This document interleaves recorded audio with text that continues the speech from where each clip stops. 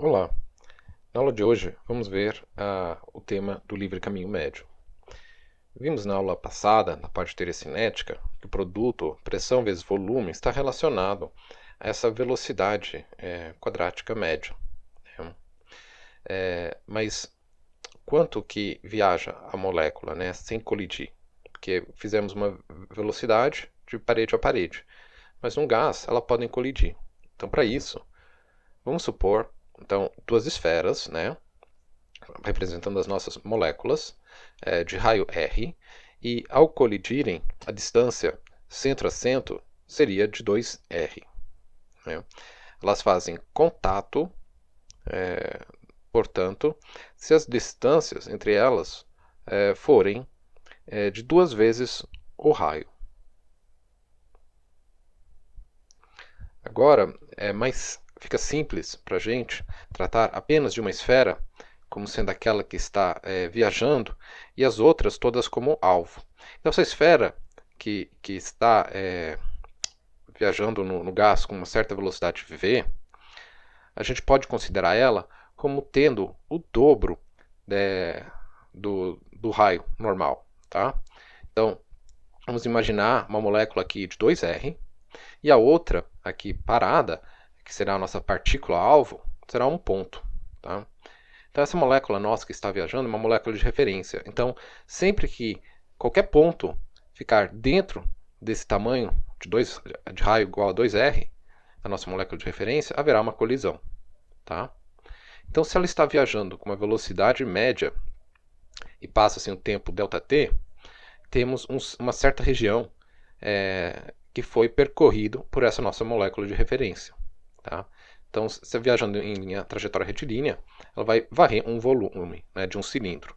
Então, aqui temos duas vezes o diâmetro, porque duas vezes o raio vai dar um diâmetro, então o comprimento, né, a extensão é de duas vezes o diâmetro. E vai percorrer uma distância igual à velocidade média vezes esse intervalo de tempo ΔT. Então, este volume, vou escrever aqui como ΔV, vai ser igual a π, o raio, que é duas vezes o raio, né, porque é sempre da nossa molécula de referência, ao quadrado, velocidade média ΔT. E podemos escrever esse 2R como sendo o diâmetro, tá, da molécula. Então, a molécula alvo, né, seriam os pontos aqui dentro desse cilindro, que ele vai varrendo, e ela seria uma colisão se ela fosse atingida, certo? Então, se a gente considerar uma concentração N de moléculas aqui num gás, se a gente multiplica por esse volume, a gente vai ter um número de moléculas, né, que sofreu colisão com a nossa molécula de referência. Né? E podemos definir a frequência de colisão como sendo o número total de colisões por segundo.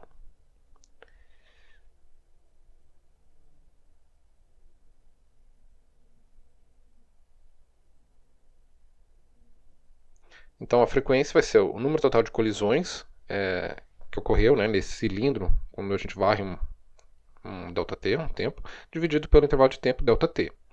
Então temos N, π, diâmetro ao quadrado, velocidade ΔT, dividido por ΔT e cancelam. E vai ter uma frequência de colisão proporcional à concentração e ao diâmetro ao quadrado e à velocidade média. Então, o tempo médio entre colisões, podemos representar aqui por tal, ele, por definição, é o inverso dessa frequência de colisão, então será o inverso daquele valor. Então, se a gente tem o tempo entre colisões e sabemos a velocidade média, podemos determinar o quanto que ele vai percorrer entre colisões, tá? Que é a definição do livre caminho médio. Né? Vamos escrever aqui como lambda igual a velocidade média vezes tal. Então, o livre caminho médio será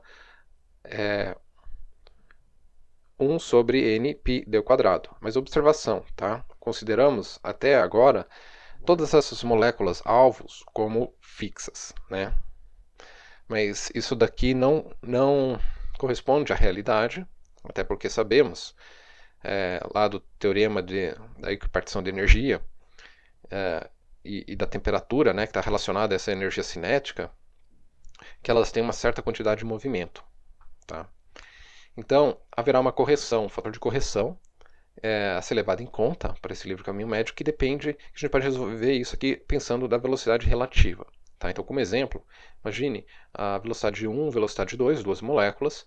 Então, ao invés de descrever a velocidade de uma e da outra, vamos descrever a velocidade relativa de uma com relação à outra. Se a gente pode manter uma como fixa e só monitorar, portanto, a velocidade da outra. Tá? Que é o caso que estamos fazendo aqui. A gente considera a nossa molécula de referência enquanto as outras estão paradas, então temos que usar velocidade relativa. Então, a definição da velocidade relativa, vamos ter esse produto escalar entre esses dois vetores, onde cada um desses vetores, por exemplo, seria a velocidade da molécula 1 e a velocidade da molécula 2. Então, expandindo esse produto, vamos ter esse termo cruzado aqui no meio. Desse termo cruzado, sabemos que ele é nulo porque o sistema é aleatório, né? Temos várias velocidades 1, várias velocidades 2 para diferentes direções, e vamos fazer uma média, então vai ser 0. E as velocidades 1 e 2 são iguais, porque são moléculas idênticas no gás, então a média das velocidades delas seriam as mesmas. Portanto, teríamos esse fator raiz de 2. Tá? E aí, a correção que deve ser feita é usar a velocidade relativa, que é a raiz de 2 vezes a velocidade média.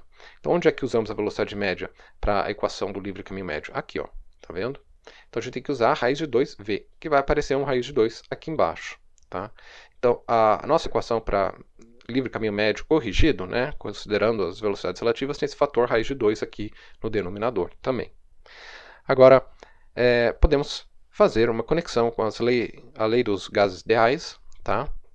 Porque essa densidade, né, que quer dizer, chamam de concentração, é a quantidade de partículas por volume. Então, se a gente sabe o número de mols em um gás e multiplicar pelo número de Avogadro, teremos o número total de partículas. Dividindo pelo volume, podemos reescrever esse volume em termos da lei dos gases, né, que seria N, só que como usei o mesmo N lá em cima, usar N mols aqui para representar o número de mols, aí cancelam.